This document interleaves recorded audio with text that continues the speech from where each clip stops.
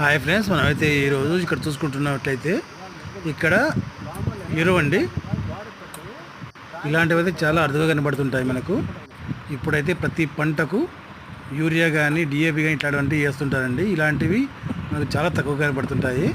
ఇదైతే మురిగిపోయిన ఎరువు అండి. చేనులకు అయితే వీళ్ళు వేస్తున్నారు. ఇలాంటివి చాలా తక్కువ కనబడతాయి మనకైతేను.